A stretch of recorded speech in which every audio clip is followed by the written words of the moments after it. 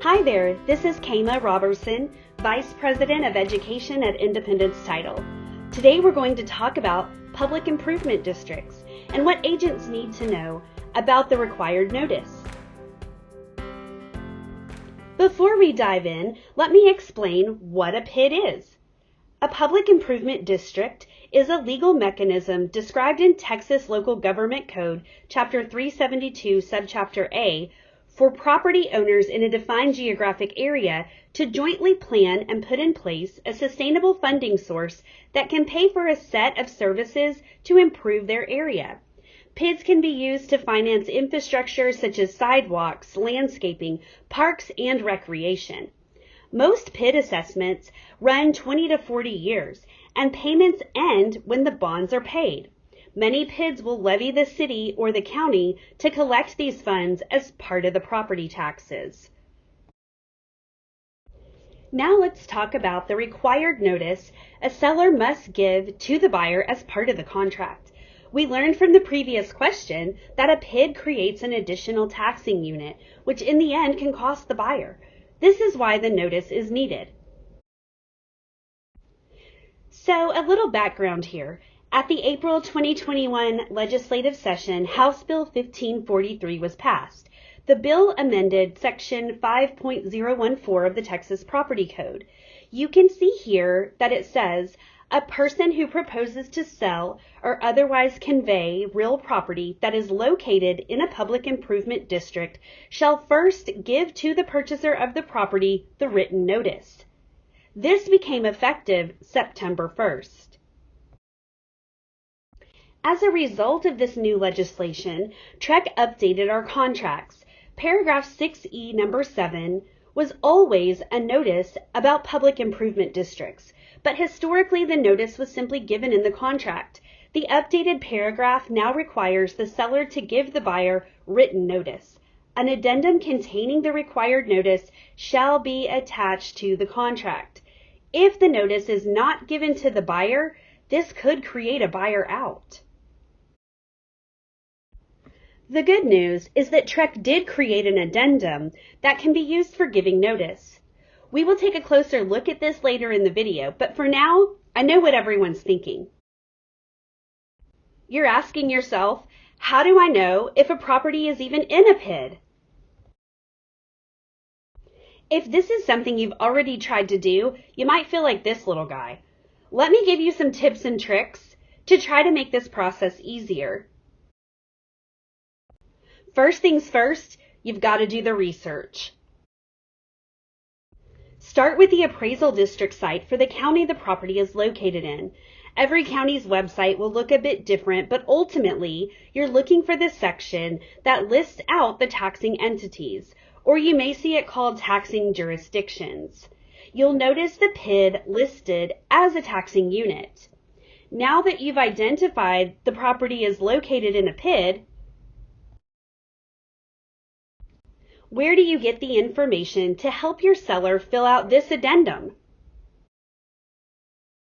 Let's go ahead and take a closer look at this addendum. There are 5 required elements or pieces of information that you'll need to have to fill this out. The municipality or county levying the assessment, the property address, the name of the PID, the chapter number of the law, and then whether it's city council or the county commissioner's court. As you can see, some of this information repeats itself throughout the addendum, but where do you find this info? Let me go ahead and show you best practices for this. Start by going to the Texas Comptroller of Public Accounts website. You're looking for this Special Purpose District Public Information Database. Here's the link on your screen. Let's use the example from the CAD search that I showed you just a moment ago. The name of the PID was Deerbrook, so let's enter that into the entity name and click Submit.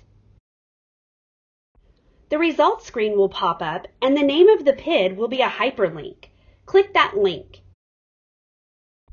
You will be taken to the information page for that entity. In a perfect world, it will have the website URL for that entity just like the one shown here. From my experience, the website URL is not always there, but then you could look at the contact information section to identify who to contact for information about that PID. But let's go to the website for this particular entity. So this is the website that we found on the Comptroller site. As you scroll down the page, you will notice PDF documents. These are the PID service plans. This is the document you want to locate in order to get the information you need for that addendum. If we open up the Deerbrook 2021 Annual Service Plan Update, you can find the information you need on the first few pages. It's typically in the introduction. Notice here it tells us the name of the PID, the municipality, the chapter of law, and the city council versus the county commissioner's court. So back to our addendum. Remember the 5 required elements? Let's see how this would apply in our scenario. Okay, so in the first blank, you're going to insert the name of the municipality or county levying the assessment. We know from our PID service plan that it was the City of Wonderful. If it had been Anywhere County, you would have put the Anywhere County. In the next blank, you're going to put the property address. In the next blank, again, you're going to put the name of the municipality, which is City of Wonderful. The following blank is for the name of the PID. This would be the Deerbrook Public Improvement District. In the 5th blank, you're going to insert the law. So subchapter A, chapter 372 of Local Government Code. And this information was also located in the PID service plan. The next blank, again, you're entering the name of the municipality, so that's the City of Wonderful.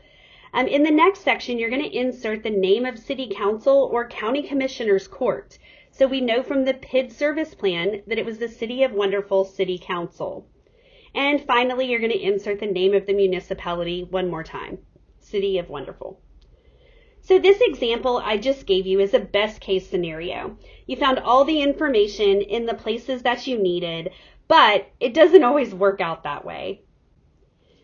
When it doesn't always work out perfectly, that's when you feel like this guy. I'm going to give you a few more pointers when all else fails. This advice might be simple, but it's profound. Google it, baby. If you know the name of the PID, you can do a Google search for that. Other ways to find what you're looking for is to Google the city name and PIDs. For example, Awesome Town PID. Also Google the county name in the PID, Anywhere County PIDs. Sometimes PID maps for the city or county can be helpful as well, and you can typically find those with a Google search. Every county, city, and entity has their information in different places in a different format, and this is what makes it so difficult for you to find what you're looking for. But I saved the best for last. If you've exhausted all of your resources and you still can't find what you're looking for, reach out to your Independence Title Business Development Rep. We have a brilliant resource for locating the PID service plans, and your Independence Title Business Development Rep is happy to help you. So while this dog might have found the exact formula, I'm here to tell you there's no exact formula for this process. But let's do a quick recap to make sure we're all on the same page. First, do your research on the CAD sites. Then, look up the PID on the Comptroller's website. You can also Google it. Locate the PID service plan to find the information you need for the truck addendum. And always remember that the seller must give this notice prior to the execution of the contract, or this could create a buyer's out. Thanks so much for watching. This was Public Improvement Districts Explained. Until next time.